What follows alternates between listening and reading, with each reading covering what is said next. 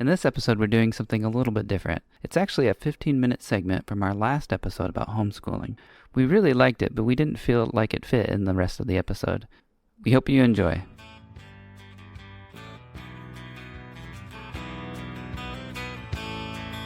This is Alamo Anthem. I think that one of the biggest stumbling blocks for parents and families that are thinking about homeschooling and even try to homeschool is when they try to recreate the public education school day perfectly. I know. And they say, okay, well, it's got to be this many hours. I need to do these subjects. Reading, writing, and math is not enough. Like, I need to learn everything there is to know about biology, and I need to teach that or whatever. And I need to spend this amount of time. I need to do a lecture, and then they have their time to do their work or anything like this, and then we'll have this amount of time for recess. A lot of that is just part of managing large groups of people. I agree with that. Right? And if you try to recreate that, you're going to kill yourself. As a homeschool parent, that's not the way that it's going to work. It's not needful. It's also funny that we would have that in our minds in the first place as parents, because does anyone think that when kids graduate from high school, they know biology really well or any of those subjects that you just said? You know what I mean? I think everyone knows, like, kind of learned it, took the test, passed, hopefully, and maybe, I mean, that's it, right? It's just gone. Yeah. That's why I said last week, it's just okay, education. Mm. It's not like the graduates from public system are going to Harvard or Yale or Oxford or anything like that. They're getting decent jobs if they go on and go to college. Yeah. But as for someone who's homeschooled all the way up through high school, I can tell you from my experience, because I remember being so scared to pull my oldest out. And when I did the research, I found one guy who had a curriculum, and he did a lecture. And this guy was a scientist, and he lived in Oregon. His name was Robinson. It's like Robinson Curriculum or something like that. It's really a great lecture, but he and his wife were both scientists, so they decided to pull their kids out of the system because they knew that they could give them a better education if they did it themselves. And they had like a farm there in Oregon and some land and stuff like that. And he was still doing his work at home too, like science stuff. I don't know exactly what he did, but what ended up happening, his wife out of nowhere died. And he had like 6 kids. And so he was by himself with these 6 kids that were still young.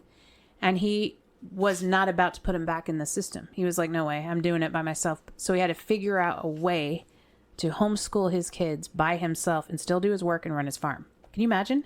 And so what he came up with was he made his kids, he brought it down to the bare bones of education, like reading, writing, and math, because that's all he could manage. So he's like, okay, got to make sure my kids are reading, they're writing, and they're doing math every day.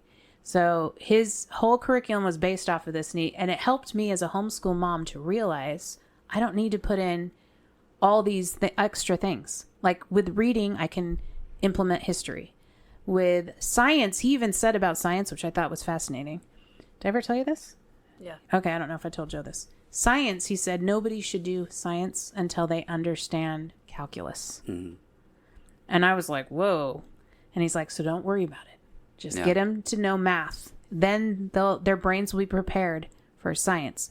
And his whole point was sometimes, as he was a professor at a university as well, he would have to unschool what they already knew from science to get them to understand the science in a proper way. But all of his kids went on to become like physicists and engineers, and so his way of teaching, getting to the bare bones of education, had positive results. So I was like, okay, I'll try his way. And one of the things he said was 30 problems of arithmetic every day. And if you have a Saxon math book, it already is. It's made that way, and it's incremental.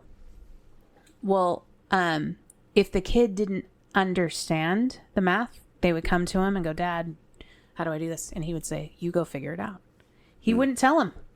He'd say, "Go over and read the directions again. You figure it out." Oh, yeah. Well, I mean, I think that's half of the value in homeschooling is kids learning how to read directions on their own instead of having everything explained to them before they even get to try, That's where I have come to learn that we are actually teachers of ourselves. Like even if you have a teacher, When someone explains it to you, your brain is going through a process where you're trying to understand and explain it to yourself. And so this idea that we have to have like a teacher, I don't More think like is an correct. interrupter. It kind of is. And I know this is a radical idea for some people because a lot of people think you need some person in the front of the room to instruct. But anyway, I tried this method with my son. I was really worried about him. Like, oh no, he did 30 problems of math every day. He ended up going back to high school. I homeschooled him from 5th grade all through middle school and then put him back in 9th grade so he could play football. And I put him in algebra 1 because I was worried and I wasn't sure, And his teacher's like, he should be in like algebra 2 because he was ahead in his math. And I can tell you right now, he got into a really good university and he's in the accounting program. And so the math, I believe in that. That must feel good. It does. I feel very much vindicated through that process. I think that the, that landing point that you got to as a homeschooling parent, that really you just needed to make sure that they did those 3 things. Yeah. The reading, writing, and math is like all homeschooling parents, if they do it long enough, it seems to me of all the parents I've met who do it, we all land at that same spot eventually. And of course, if people have time, they might throw in some other things. But it's because with those 3 tools, then the kids can go on to learn the other things themselves. That's right. Which, of course, is what we all want, I think, right? We want them to be able to do it, and they'll do it so much better if it's their own interest. You're learning the tools, right, ahead of time. And specifically with math, I remember, so I graduated with a degree in mechanical engineering. And I remember being in college and having the thought like, oh, that was all just warm up. Like that wasn't math. That was just learning the language of math. Yeah. And then now we're doing math. And so I think all this time I thought I was doing math. Yeah. Oh man. It's funny because when you get to a certain level and you'll be figuring something out and you'll learn a new concept or a new way of transforming different equations or whatever, and you get it to a certain point, or if you're doing differentials, and you get it to a certain point, it's like, and the rest is just arithmetic. You just leave. You don't even finish it because it's like that's simple stuff. But the real stuff is kind of. So I agree, and I remember I watched a TED Talk.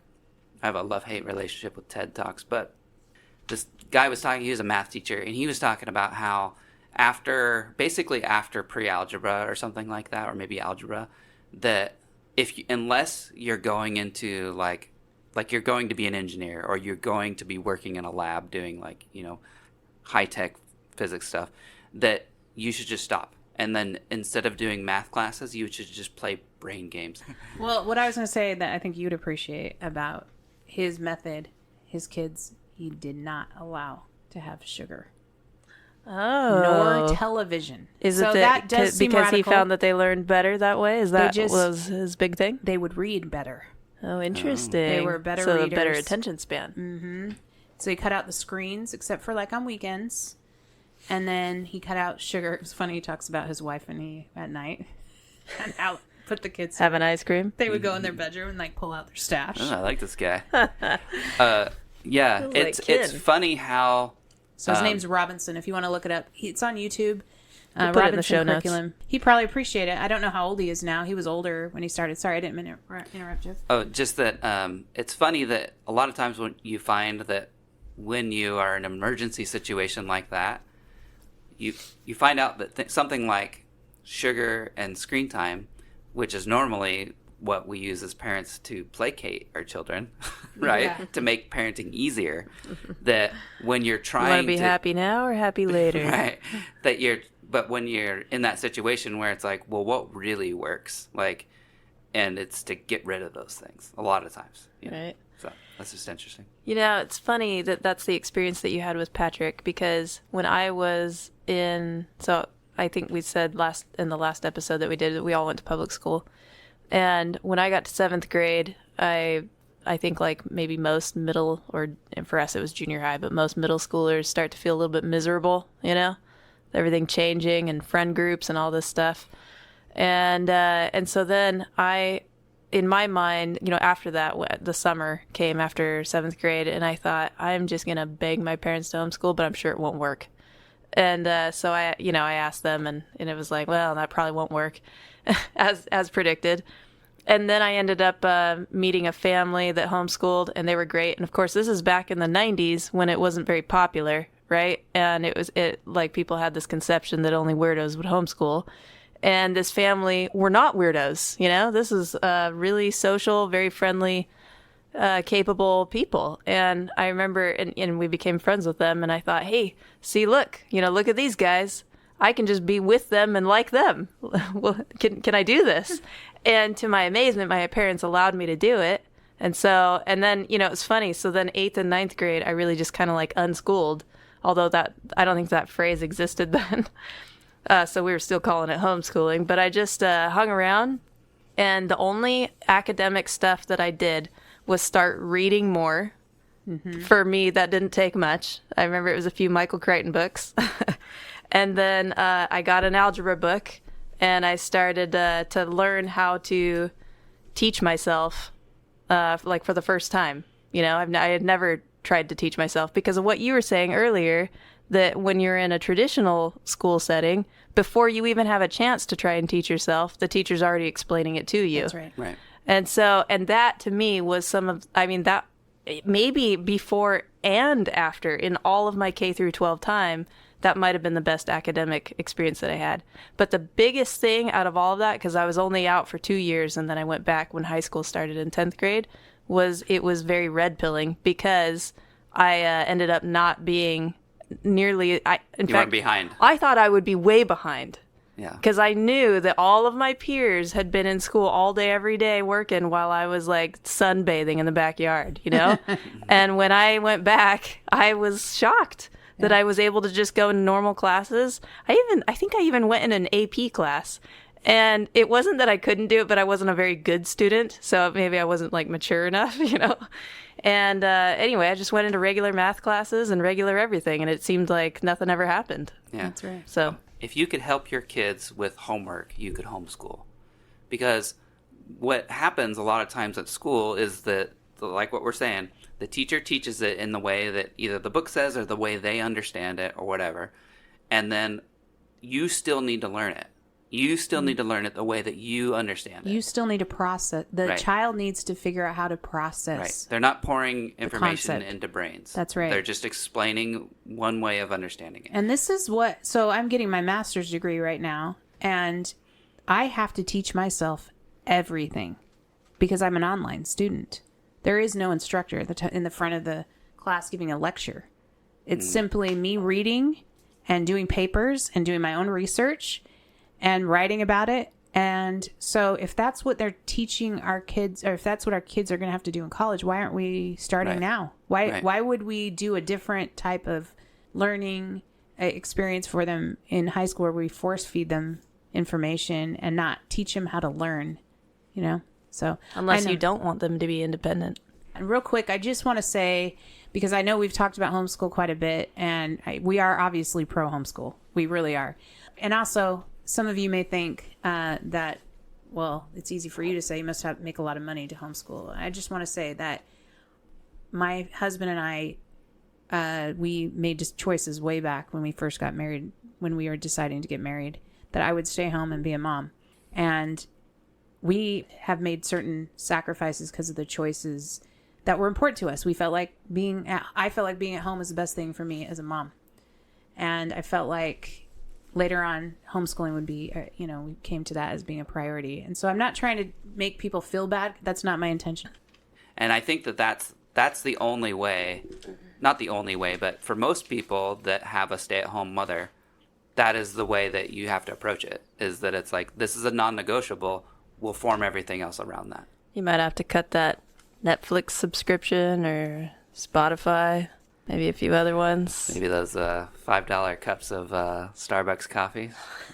People are always talking about. $12. 12. Grace went the other day and got not a coffee, but a drink at Starbucks. And I looked at her bank statement, like $12. I'm like, really? That's how much you spent on a drink? Well, did she get like a